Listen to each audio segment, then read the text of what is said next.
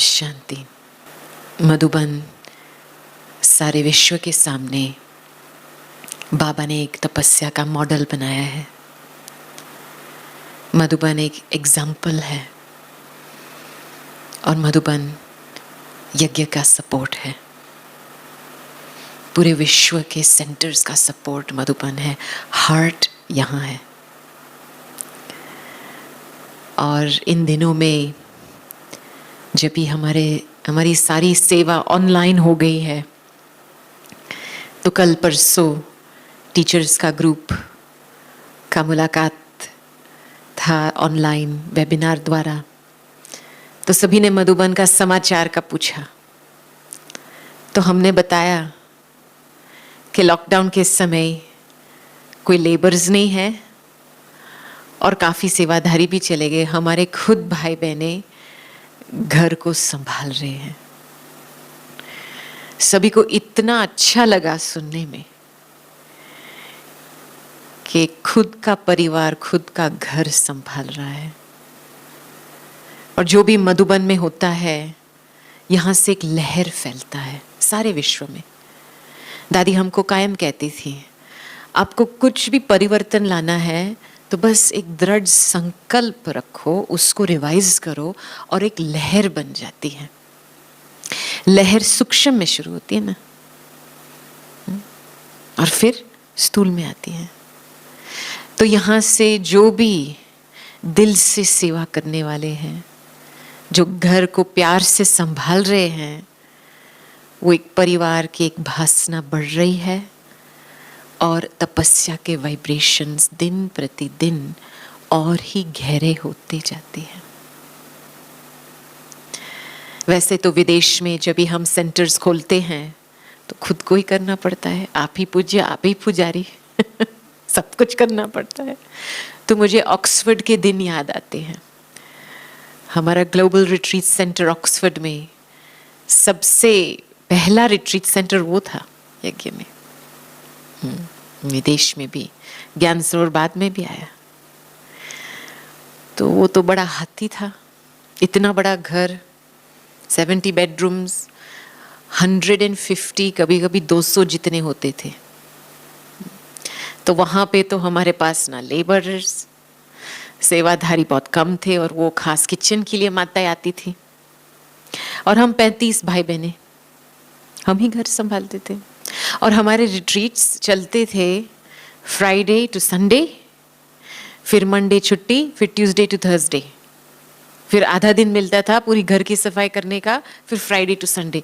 बहुत सालों से ऐसे चला। अभी आप सोचो, इसके बीच में बाथरूम की सफाई, शीट्स की सफाई, किचन की सफाई, कितनी सफाई, सारे घर की सफाई। और हम सभी भाई बहनें मिल करके, कोई 10 बाथरूम लेता था, कोई 15 बाथरूम लेता था, कोई हूवर लेता था। इतनी खुशी होती थी। और वो जो हड्डी सेवा का समय था, वो मुझे लगता है कि एक बहुत ही पावरफुल वातावरण बना। और उस वातावरण से बहुत ही वारिस क्वालिटी आत्माएं निकली है। मैं आज जब बैठी थी तो मुझे वजीहा बहन याद आई थी, जो कुवैत की सेवा शुरू की थी। उन्होंने ज्ञान, प्रेरणा, समर्पित होने की प्रेरणा ऑक्सफोर्ड से ही ली थी और इतनी सेवा की वापस देश में जाकर के, इतना फाउंडेशन बनाया है उसने। तो मैं समझती हूँ कि हमारे जो कर्म होते हैं, हम उस वाइब्रेशंस द्वारा एक वातावरण बनाते हैं। हमारी एक बहन थी ग्लोबल रिट्रीट सेंटर में, उसका नाम था जॉयस। अभी भी है वो, अभी हमारे वर्दिंग रिट्रीट सेंटर में बैठी हैं, जो समुद्र के सामने जो रिट्रीट सेंटर है। दादी उनकी बहुत ही महिमा करती थी, क्योंकि इनको पूरी क्लीनिंग की ड्यूटी दी हुई थी। सारे घर का क्लीनिंग उसके हाथ में था, लॉन्ड्री उसके हाथ में था। तो पूरा सिस्टम बना करके वो चलाती थी, खुद भी करती थी और उससे भी करवाती थी। फिर उसको बीच में पार्किंसंस हो गया था। और आपको पता है, जब पार्किंसंस होता है तो ऐसी वो एक बीमारी होती है कि हाथ पांव हिलने लगते हैं। काफ़ी दर्द भी होता है, और उसकी कंडीशन इतनी वर्स हो गई थी थोड़े समय के बाद कि जब उठती थी तो उसके बिल्कुल पैर ऐसे मुड़े हुए होते थे। फिर वो शिफ्ट हो गई वर्दिंग में, वहाँ भी हमारा छोटा सा रिट्रीट सेंटर था, 30 के करीब जितना था। फिर भी कुछ ना कुछ करती रहती थी बाबा के घर में। उसको बस टी टॉवल उसको दो, धुलाई करके वो टी टॉवल डालती थी वॉशिंग मशीन में, निकाल के फोल्ड करके रखती थी। उसको एप्पल पाई बनाने में बहुत खुशी होती थी, क्योंकि दादी को भेजती रहती थी एप्पल पाई। दादी को एप्पल पाई बहुत प्रिय था। छोटी छोटी बातों में अपने आप को बिजी रखती थी। मैंने कभी भी इस माता को ऐसे फालतू बैठ के बात करके कभी देखा ही नहीं है। बिल्कुल अपना समय सफल करती थी। और जब भी दादी उसको मिलती थी तो दादी ने उसको बोला कि ये तेरी कर्मणा सेवा से लोगों को स्वाहा होने की हिम्मत मिल रही है बाबा के घर में। कभी हम अपने आप को साधारण समझ लेते हैं, को कौन देखता है, लेकिन आपके कर्म एक वाइब्रेशंस बनाते हैं। बाबा तो देखता ही है, वो तो उस अकाउंट बुक में तो जाता ही है, लेकिन ये जो वातावरण बनाने की जो सेवा है वो सबसे श्रेष्ठ सेवा वो है। तो मैं समझती हूँ कि ये लॉकडाउन के समय जो सभी ने कंधे में कंधे लगा करके हाँ बाबा का घर, बाबा की सेवा को उठाई है, आप सभी को तो बाबा की तरफ से तो शाबाशी तो मिलती ही रहेंगी। लेकिन ये जो अभी तपस्या की इंटेंसिटी बढ़ा रही है, वाइब्रेशंस बढ़ रहे हैं, इससे बहुत ही बेहद की सेवा होंगी। अभी मैं विदेश का समाचार सुनाती हूँ आपको कि चारों तरफ से पिछले 2-3 वीक से इतने लोग कोर्सेज लेने में नंबर्स बढ़ गए हैं। हमको अभी सुनने में आया कि ऑस्ट्रेलिया में 1000 लोग राज योगा कोर्स कर रहे हैं ऑनलाइन। स्पेन में 800 लोग कर रहे हैं, इटली में 700 लोग कर रहे हैं, यूके में करीबन 2-2.5 लाख जितने लोग लेक्चर्स मेडिटेशन ऑनलाइन कर रहे हैं रेगुलरली। अभी आप सोचो, ये तो स्कूल में भी इतने नंबर्स नहीं आते थे। तो ये किसका फल है? चलो हम ये भी कहेंगे, दादी जी का अव्यक्त होने के बाद भी इस आत्मा ने भी सहयोग भी दे रही है, क्योंकि दादी के सामने बाबा थे, विश्व था, और दादी को बहुत ही उमंग था कि विश्व की सेवा बढ़े, हर आत्मा को बाबा का मैसेज मिलना चाहिए। लेकिन सेवा का आधार क्या है? त्याग और तपस्या। और ये जो लॉकडाउन है, वो जैसे ड्रामा के तरफ से सर्व ब्राह्मण परिवार के लिए एक बहुत बड़ा फुल स्टॉप। अभी स्टॉप, घर में बैठो, अंतर्मुखता का गुफा में बैठो और अपने आप को चेक करके चेंज करो, तपस्या की रफ्तार को तेज करो, है ना? हाँ? और इस लॉकडाउन में वीआईपी, आईपी, ऑर्डिनरी सब एक समान हो गए। सभी को घर की सफाई करनी अपने आप ही करनी है। कोई बड़ा छोटा इसमें कहेंगे ही नहीं, सब भी एक समान बन गए। तो मुझे बहुत ही खुशी, साक्षी होकर के मैं जब मधुबन को देखती हूँ, कितनी सफाई स्वच्छता अभी भी है, क्योंकि यहाँ से जो वाइब्रेशंस बनते हैं वो पूरे विश्व तक पहुँचता है। देखो, सपोर्ट जो होता है वो गुप्त होता है। पता है, झाड़ का सपोर्ट बीज है, लेकिन झाड़ भी अपना बीज को नहीं देख पाता है, और बीज भी अपना झाड़ को नहीं देख पाता है। चलो बाहर रूप से सभी झाड़ की महिमा करेंगे, कितने सुंदर झाड़ है, कितने अच्छे फूल निकलते हैं, कितने अच्छे पत्ते हैं, कितना हरा भरा है, कोई बीज को तो नहीं देखेगा ना। मधुबन बीज है, और जो भी कुछ कर्म इस बीज में करता है वो पूरा झाड़ को सपोर्ट, सस्टेनेंस मिलता है। तो इसका महत्व कभी भी नहीं भूलना है। मैं बहुत ही ये मेरे सामने रखती हूँ कि ये यज्ञ का हार्ट है, इसको फुल सपोर्ट चाहिए, तन मन धन मन वाणी कर्म से और समय संकल्प श्वास से। देखा जाए तो मुझे आज दादी की याद बहुत आ रही थी। दादी जी तो एक त्याग की मूर्ति थी, इकोनॉमी और एक नामी की अवतार थी, एक निरसंकल्प देवता थी और विदेही जनक राजा भी थी। और इन दादियों को देख करके, उनका एग्जाम्पल को देख करके हमको जीवन में बहुत ही प्रेरणा मिलती है। और खास करके ये दादी ने हमको प्रैक्टिकल रूप में दिखाया है कि बाबा के दिल तख्त नशीन पर रहना है सदा के लिए, तो कौन सा पुरुषार्थ चाहिए।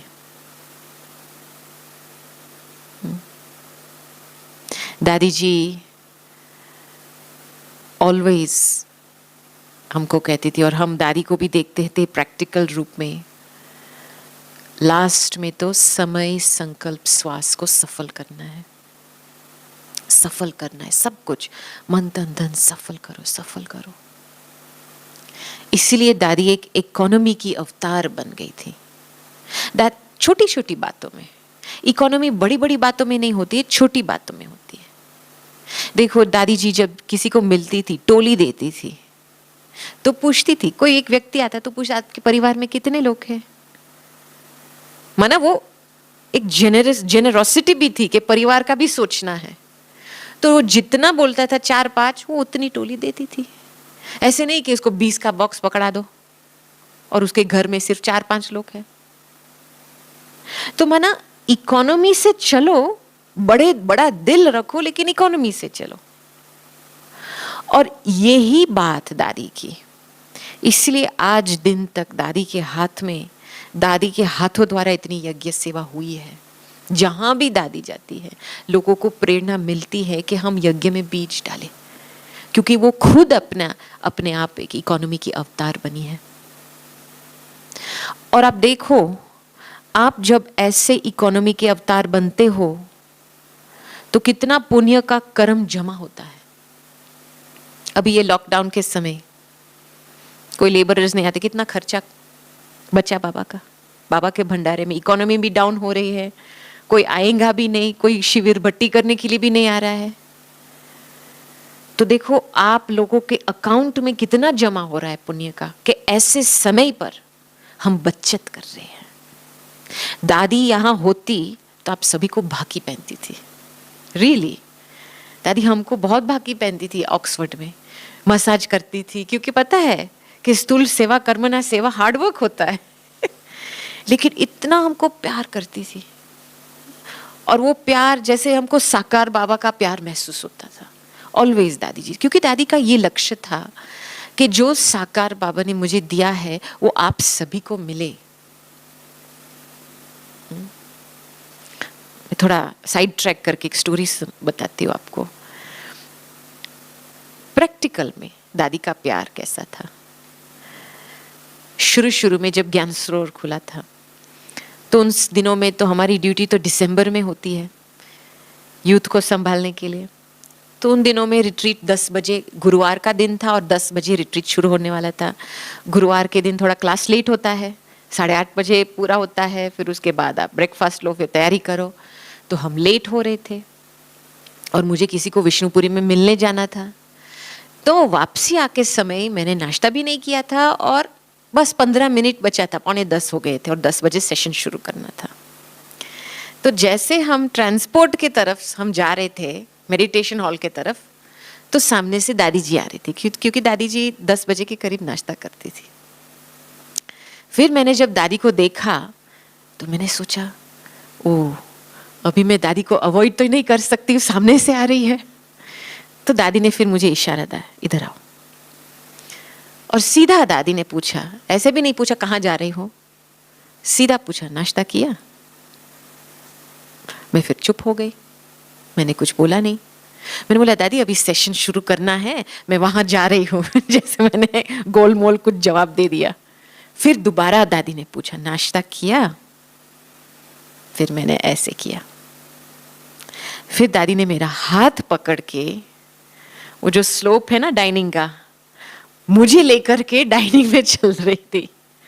और वहां 5 नंबर के डाइनिंग में जहां दादी बैठती थी, बिठाया बिल्कुल साइलेंस में, और जो अपना नाश्ता था वो मुझे खिलाया। और उस समय जैसे मैं खा रही थी, मुझे 1-2 संकल्प चले थे, चलो मैं लेट होंगी वगैरह, लेकिन फिर मैंने वो संकल्प बंद कर दिए। और जैसे दादी मुझे मैंने खिला तो नहीं रही लेकिन डाल रही थी मेरे प्लेट पे, दादी जी ने अपना नाश्ता शुरू नहीं किया था। तो जैसे मैं खा रही थी तो ऐसे लग रहा था कि अव्यक्त बाबा उनकी बाहों, मेरे बाहों में डाल करके मुझे खिला रहा है। इतना अच्छा अनुभव रहा था।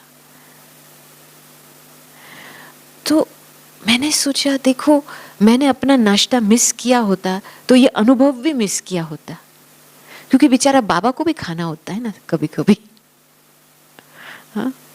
तो ऐसा प्यार जो भी दादी जी करते थे, चाहे खाना खाते थे, पैदल करते थे, वो जैसे बाप की प्यार समाई हुई थी उस कर्म में। देखो कभी कभी हम कर्म करते हैं, कभी डायरेक्शन जो मिलता है डर के मारे करते हैं, हम नहीं करेंगे तो क्या होगा, भय पैदा होता है। वो ही एक है, ये कर्म का फल जमा नहीं होता है। फिर दूसरा होता है कि ड्यूटी के प्रमाण कुछ करना, चलो मुझे ये ड्यूटी मिली है बस इतना ही करना है, उसकी लिमिटेशन होती है, इसका फल तो मिलेगा, लिमिट में मिलेगा। फिर होता है कुछ प्यार से करना, दिल से करना, वो पुण्य के खाता में जमा होता है। वो व्यक्ति बाप के दिल तख्त पर चढ़ता है और बाप की दुआएं मिलती है। और दुआएं ऐसी चीज होती है कि जितना आप गुप्त रहेंगे आपको डबल दुआएं मिलेंगी। देखो यहाँ पे जब भी हम घर वाले घर का देख रहे हैं तो इसमें शोई पिक्चर बनने का क्या है? क्या किसको दिखावा के लिए कर रहे हैं क्या? ये हमारा घर है। घर में आप नीचे कुछ किचड़ा देखेंगे तो अपने आप उठा करके क्लीन करेंगे ना, अपने आप सब कुछ होता है ना। वो किसी को दिखाएंगे तो नहीं, देखो मैंने किचड़ा उठाया। ये भावना तो गुप्त दान, गुप्त कर्म में डबल दुआएं होती है। इसकी मैं एक कहानी सुनाती हूँ। ऑक्सफोर्ड में नवंबर मास में बहुत ठंडी होती है, बाहर -4 -5 होता है। तो एक दफा क्या हुआ कि ओवर 70s की रिट्रीट थी, सभी बुजुर्ग लोग, हमारे लंदन के जो भी बुजुर्ग माताएं दादाएं थे वो सभी 75-80 जितना एक बड़ा संगठन था। तो वो फ्राइडे को आते हैं दिन में, फिर फ्राइडे रात्रि, फिर सैटरडे रहते हैं, संडे दोपहर को चले जाते हैं। 2 दिन की रिट्रीट होती है उनकी। तो फ्राइडे शाम को हम सेशन का शुरुआत किया और हमारे साथ एक बहन आने वाली थी कुछ डायरेक्शन देने के लिए।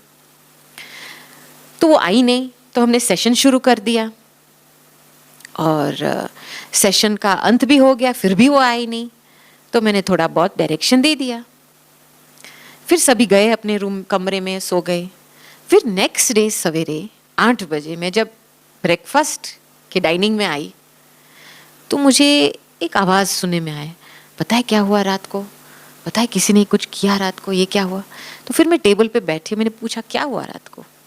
फिर पता चला कि सेशन के समय जहाँ पर हमारा साउथ विंग के सारे बेडरूम्स हैं, जहाँ मेजॉरिटी लोग रहते हैं, पूरा एक विंग था, बहुत 40-50 जितने बेडरूम्स है उस साइड पे, हीटिंग बंद हो गया था, कुछ प्रॉब्लम हो गया था। अभी फ्राइडे रात को आपको इंजीनियर कहाँ से मिलेगा? सैटरडे सवेरे को तो इमरजेंसी के तरीके से तो बुला सकते हो, लेकिन फ्राइडे रात्रि को तो कोई नहीं मिलेगा। तो हीटिंग बंद हो गया था, कुछ गड़बड़ हो गई थी।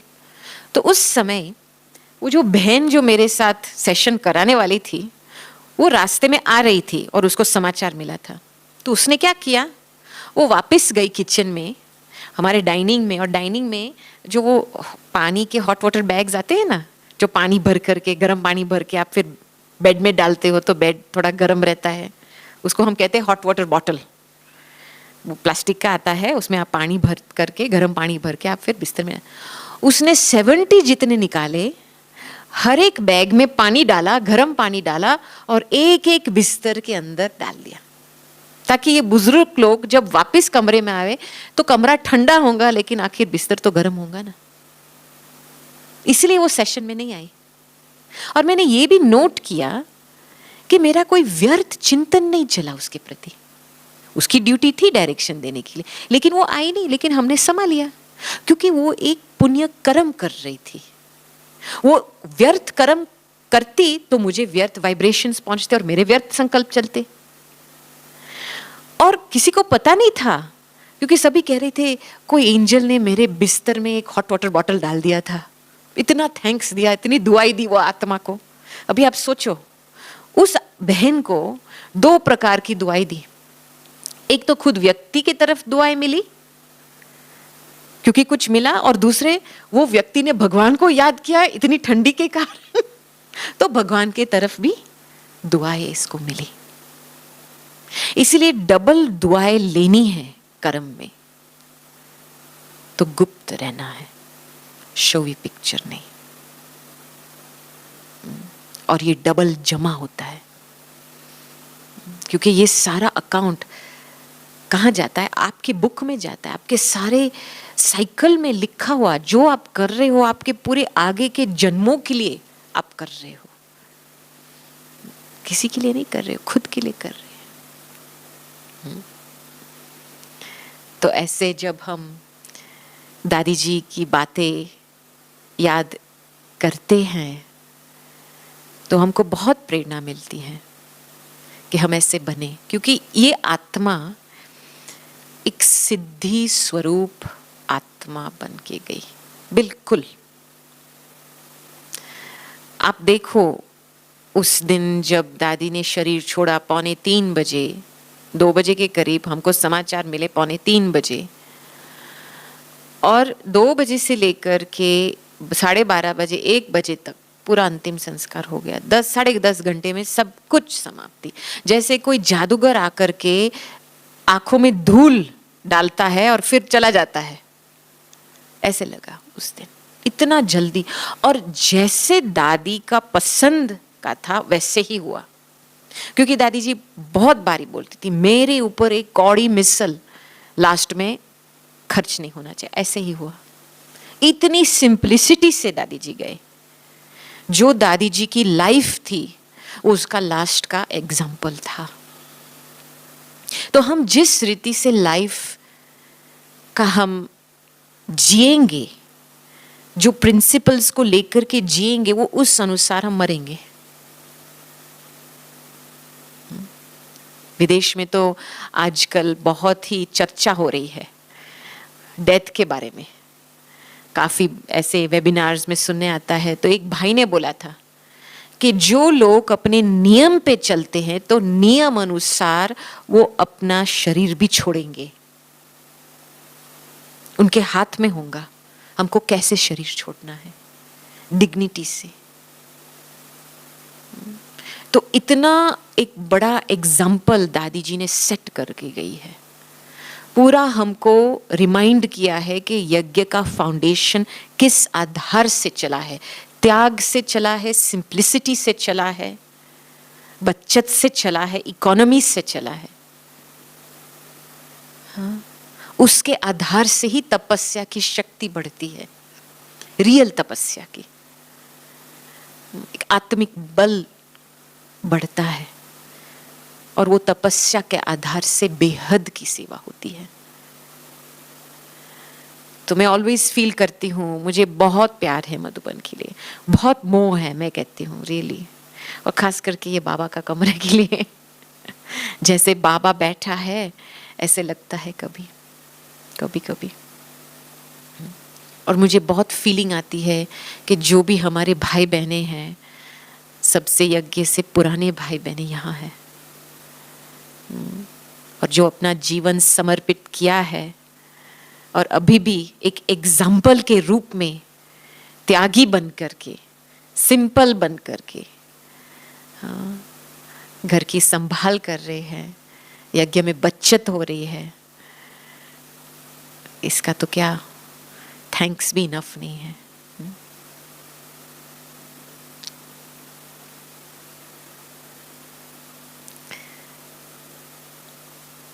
जब भी हम तपस्या की बात करते हैं तो तपस्या माना क्या? वैसे तो आप सभी ने एक बहुत क्लासेस तो सुने होंगे, तपस्या की परिभाषा है क्या? विदेही बनो, अशरीरी बनो। हाँ, लेकिन हमारे लिए तपस्या है एक बाप से पूरी एनर्जी शक्ति लेना, बाप की याद से हम कैसे अपने आप को भरपूर करें, ये तपस्या है। एक एक एक एकाग्रचित, एक नामी, इकोनॉमी, एक अंदर। और क्या है जो याद की शक्ति है, याद में जब भी हम बाप की याद करते हैं उसमें बहुत सारी बातें भरी हुई होती है, और इसमें खास 5 बातें भरी हुई होती है। और आप चेक करना, अभी सभी को तपस्या का चांस मिला है,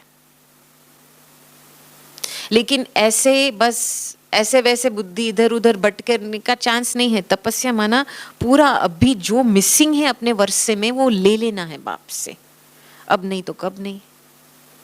तो बाप की याद में 5 बातें भरी हुई है। एक है स्नेह, ईश्वरीय स्नेह। नहीं, बाप अपना बच्चों कितना स्नेह देता है, तो मुझे स्नेह की कितनी जमी हुई फीलिंग्स है अंदर मेरे में, कितनी स्नेह मिल रहा है, सर्व संबंधों का स्नेह मिल रहा है मुझे, मैं खींच रही हूं बाबा से वो स्नेह। बाप का स्नेह चाहिए तो मुझे बच्चा बनना है। बच्चा माना निरसंकल्प, अपनी बुद्धि ज्यादा होशियारी से यूज नहीं करना है। आप बहुत अडल्ट बनने के लिए कोशिश करेंगे तो आपको वो ईश्वरीय स्नेह का फीलिंग नहीं आएंगे, क्योंकि वो सिर्फ बच्चा ही खींच सकता है अपने बाप से। आपको टीचर का स्नेह चाहिए तो अच्छा स्टूडेंट बनना है। आपको गुरु की कृपा चाहिए तो एक अच्छा फॉलोअर बनना है, डायरेक्शन को फॉलो करना है। तो जब भी हम बाप के साथ ऐसे संबंध में देखते हैं कि मुझे बाप से क्यों इतना प्यार नहीं मिलता है, क्यों इतनी शक्ति नहीं मिलती है, अरे खुद की रिस्पॉन्सिबिलिटी को देखो। मैं कहाँ तक अपने आप को सिंपल रूप से, मैं एक छोटी नन्ही मुन्नी बच्ची हूँ बाप की, मैं एक अच्छी एक्यूरेट स्टूडेंट हूँ। ऐसे वैसे मुरली सुनना नहीं, एक्यूरेसी से, ताकि कुछ मुरली से धारण हो, उससे वो स्नेह ऑटोमेटिक आती है संबंध में। तो पहला है स्नेह, दूसरी है शक्ति, सर्व शक्ति प्राप्त होती है बाप से, सहन शक्ति, समाने की शक्ति, निर्णय शक्ति। तो चेक करो अपनी शक्तियों को। ये सारा टाइम हमको जो मिला है, एक पूरी हमारी जो चेकिंग की संस्कार है उसको और मजबूत बनाना है। तो मेरे सर्व शक्तियां भरपूर है। फिर तीसरी बात जो मिलती है वो है सकाश। बाबा कहते हैं ना, current of light and might. जब भी कुछ विशेष कार्य करना होता है तभी एक्स्ट्रा मदद भी मिलती है सकाश के रूप में। हमने बहुत बारी देखा है, जब भी हमारे सेवा के फील्ड में ऐसी बातें आई है या ऐसा बड़ा कार्य आया है तो उसके पहले बाबा बहुत ही अमृत वेले में सकाश देता है, फिर हमको पता है कि दिन में कुछ होने वाला है। हाँ? तो सकाश खींचना है बाबा से तो हिम्मत चाहिए, अपने पुरुषार्थ में हिम्मत, अपने कर्म में हिम्मत। आपने हिम्मत छोड़ा तो सकाश भी नहीं मिलेंगे, आप कोई बड़ा कार्य के लिए निमित्त भी नहीं बन पाएंगे। तो साकाश लेनी है। बाबा आई एम अवेलेबल। एक दफ़ा हम और रजनी बेन, फिलीपींस के रजनी बेन, थोड़ा मनीला में थे, टीचर्स की रिट्रीट थी, तो हम वार्तालाप कर रहे थे, स्टोरीज शेयर कर रहे थे। तो बहुत एक सुंदर कहानी बताई थी रजनी बेन ने कि एक दफ़ा वो और कला बेन, न्यूयॉर्क वाली कला बेन है ना, वो यहाँ आंगन में पास हो रहे थे। तो दादी जी मिले बीच में आंगन में। तो दादी जी ने पूछा, दादी जानकी ने पूछा, आप कहाँ जा रही हो? तो रजनी बेन ने बोला, अच्छा हम गॉडलीवुड स्टूडियोज में जा रहे हैं फिल्मिंग के लिए। कला बेन ने बोला, फिर हम बाद किसको मिलने के लिए जा रहे हैं, ये के लिए जा रहे हैं। फिर इन्होंने दादी को पूछा, दादी आप कहाँ जा रहे हो? तो दादी ने बोला, मैं ये ग्लोबल फंक्शनिंग मीटिंग में जा रही हूँ, आप लोग क्यों नहीं आ रहे हो साथ में? तो दोनों ने बोला कि हमको निमंत्रण तो नहीं मिला है। तो दादी ने बोला, नहीं ये बात नहीं है, आपने बाबा को सुबह को अमृतेला बोला कि बाबा हम अवेलेबल है, हमको यूज करो आज, या बस अपने आप को प्लान बना दिया?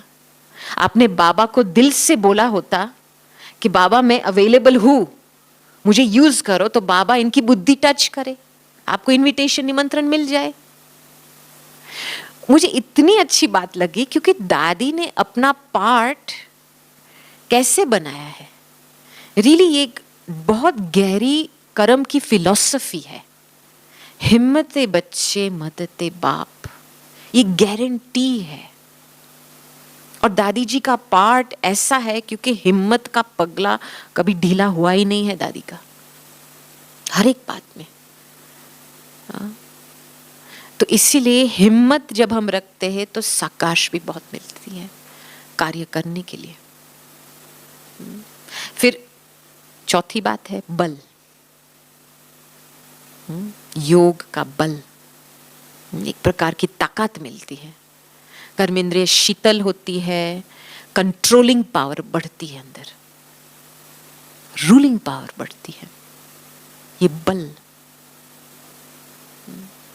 और पांचवा प्रेरणा। नहीं, कभी कभी दादी जी भी कहते थे जैसे बाबा प्रेरता है सेवा में, बच्ची कुछ करो करो करो करो, मैं बैठा हूं। तो ऐसे हमको इंस्पिरेशन मिलते हैं। नहीं, बाबा करण करावनहार है, वो करेगा और कराएगा भी, लेकिन बच्चों को प्रेरता है। अभी मेरी बुद्धि की लाइन कितनी क्लियर है वो प्रेरणा को कैच करने के लिए। मम्मा कहती थी ना, हुक्म ही हुक्म चला रहा है।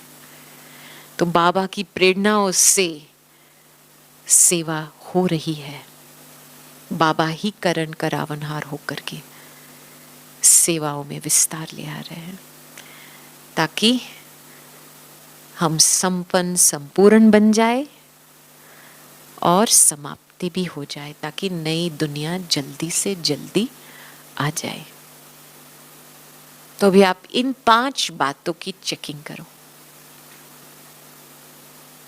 ये प्रैक्टिकल है क्योंकि ये एनर्जी की बात है, और बाबा के बिना तो आप विदेही बन भी नहीं सकते हो।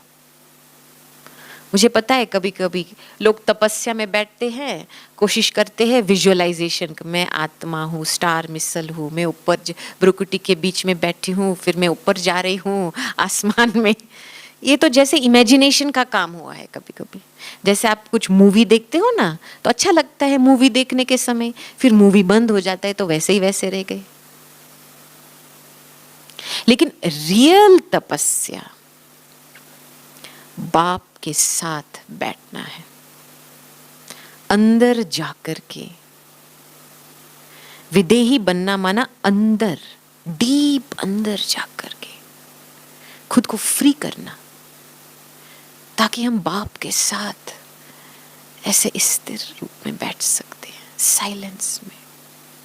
इसके लिए भी दादी ने हमको बहुत अच्छी विधि सिखाई थी। बीच बीच में दादी जी हम बहनों के साथ बैठती थी तो हम प्रश्न उत्तर करते थे।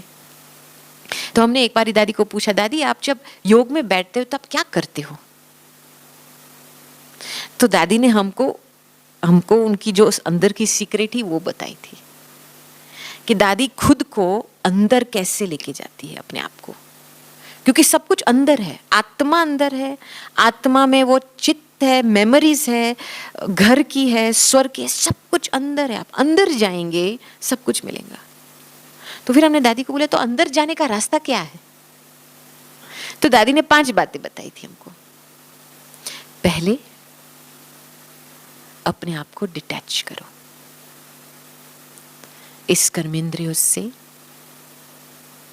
मैं खुद अपनी एनर्जी को डिटैच कर रही हूं, हर एक कर्मेंद्रियों का दरवाजा बंद कर रही हूं। फिर दूसरा स्टेप, न्यारा बनना है। मैं अंदर चली जाती हूं, मैं अपने आप को एक न्यारी प्यारी आत्मा महसूस करती हूं, इस शरीर से न्यारी हूं।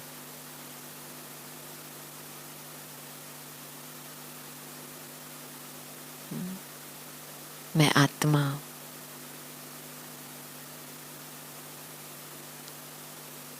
फिर तीसरा, अपनी सिंहासन धारण करके मैं एक साक्षी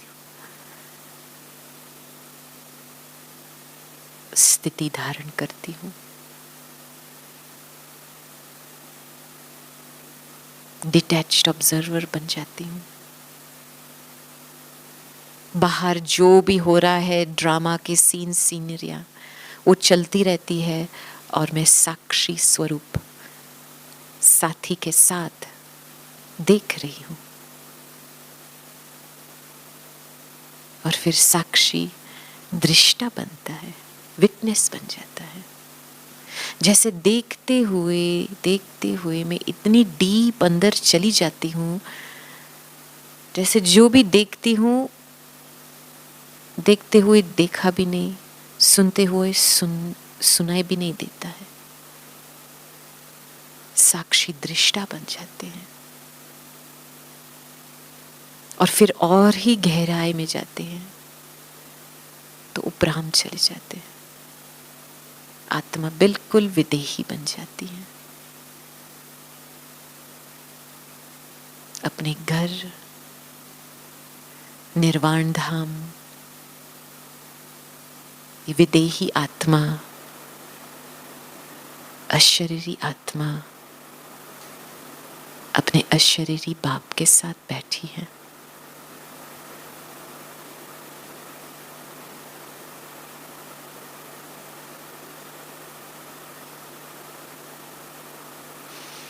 कितनी अच्छी फीलिंग आती है।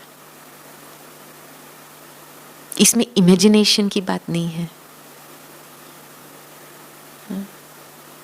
अंदर जाने की एक विधि है। डिटैच, न्यारा, साक्षी, दृष्टा, उपराम, अंदर जाओ। इसलिए दादी बार बार हमको कहती थी शुरू में कि दादी का तो 90% ध्यान अंदर रहता है, सिर्फ 10% बाहर रहता है। और हम जब दादी जी को देखते थे तो हम हैरान हो जाते थे, अरे दादी आप इतना कुछ करते हैं लेकिन आप कैसे 90% आपका ध्यान आपके ऊपर होता है। तो जब भी दादी ने ये विधि बताई तभी मुझे पता चला कि दादी जी अपने आप को कैसे संभालती है अंदर। क्योंकि तपस्या ध्यान की बात होती है, टाइम की बात नहीं। हम समझते हैं हम टाइम निकालेंगे तपस्या करने के लिए, लेकिन वही तपस्या फिर फालतू विचार में चला जाता है क्योंकि ध्यान नहीं रहता है। तो ध्यान की शक्ति को बढ़ाना है तो ये अंदर जाने की प्रैक्टिस बार बार करनी है। अपने आप को डिटैच बनाना है, न्यारा बनाना है, साक्षी दृष्टा बनाना है, उपराम लेके जाना है, साइलेंस में लेके जाना है। फिर आप देखो जैसे ध्यान की शक्ति बढ़ती है, एकाग्रचित होंगे, जो भी आप कार्य करेंगे सफलता ही प्राप्त होंगी ऑटोमेटिकली। मेहनत नहीं होगी पुरुषार्थ में, और कर्म योगी बन करके निराकार फरिश्ता स्वरूप, साक्षात्कार स्वरूप बन जाएंगे। ओके, ओम शांति।